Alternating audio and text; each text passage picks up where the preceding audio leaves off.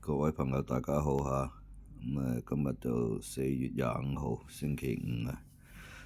今日呢就有啲德甲啦、法甲啦幾隊波嘅，今晚係幫大家揀咗兩隊，一隊就法甲嘅巴黎對住萊斯，一隊就德甲嘅史特加對住海登海默啊。先講下史特加對住海登海默嗰場。史特加而家呢就係中游份聯賽排到中游嘅11啊，冇咩好爭噶啦，而家都仲有幾場波。反觀呢，海登海默呢就仲要保住嗰個升班附加賽嘅。而家史特加仲要-1.25畀海登海默，今晚就大膽啲推薦海登海默畀大家參考下。海登海默呢就客場係比較差啲嘅，睇下會唔會守得住史特加，唔會輸畀史特加2球啊！所以推薦畀大家海登海默。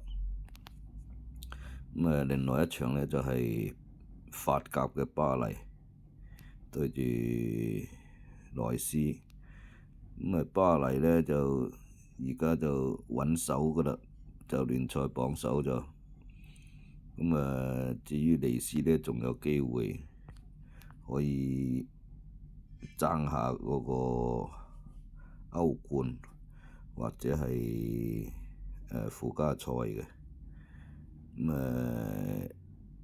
而家巴黎呢就讓到-1嘅，我就推薦畀大家參考下少少萊斯，睇下會唔會守得住巴黎。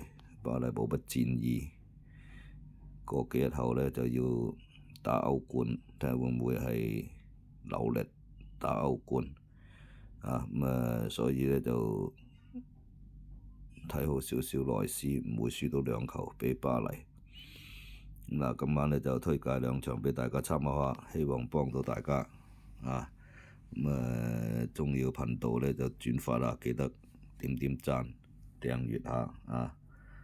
祝大家好運啊！聽晚再見，好，拜拜。